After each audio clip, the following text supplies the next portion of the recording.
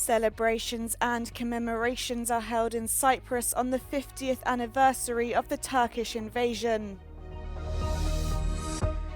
EU High Representative Josep Borrell has visited Latvia in one of his last working trips in his role.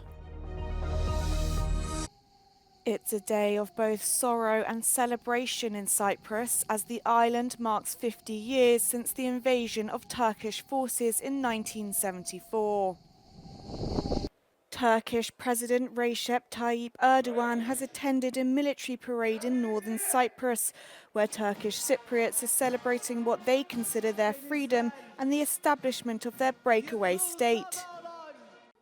But in the south, the day is sombre, as commemorations take place and wreaths are laid in remembrance of those who lost their lives in the conflict.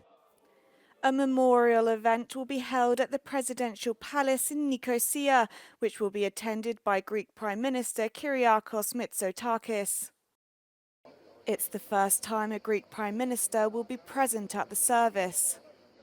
Cyprus was split in two after Ankara invaded the island in July 1974, following a coup by the Greek military junta which toppled the legitimate Cyprus government. A UN buffer zone has been in place ever since. EU High Representative for Foreign Affairs and Security Policy Josep Borrell has visited Latvia in one of his last working trips in his role. Borrell met with Latvian Minister of Foreign Affairs Baiba Brașa and Minister of Defence Andris Spruds before taking a tour of a military base near Riga. While in Latvia, he discussed the importance of standing united in the face of Russian aggression and stressed the need for more and quicker support for Ukraine.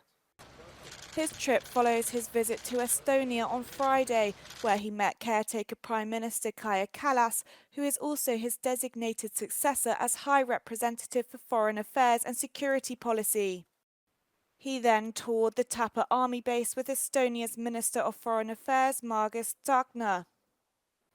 Borrell described Estonia as a good example of a country committed to providing military deterrence against Russia and increasing defence capabilities. He said the European Union has a strategic responsibility to work together more and enhance its defensive readiness. Police have clashed with protesters in La Rochelle, where demonstrations are taking place against an artificial water reservoir project in the area. One officer is reportedly suffering with burns, while 5 protesters are being treated for minor injuries. 6 people have also been taken into police custody. The artificial reservoirs have received backlash for being a non-permanent solution, and there are concerns about their ecological impact. 4 boats carrying more than 300 migrants have docked at the Spanish island of Gran Canaria in less than 24 hours. One of the vessels, a wooden boat carrying 64 people, arrived at the island unassisted.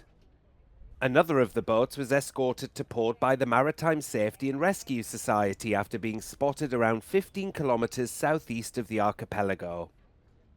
That boat was carrying 145 people, all of sub-Saharan African origin. Spain's Interior Ministry said that the number of migrants arriving by sea to the Canary Islands jumped by 160% between January and July compared to the same period last year. The route from Africa to the Canary Islands, which are located off Morocco's southern coast, is the fastest growing migration route to Europe.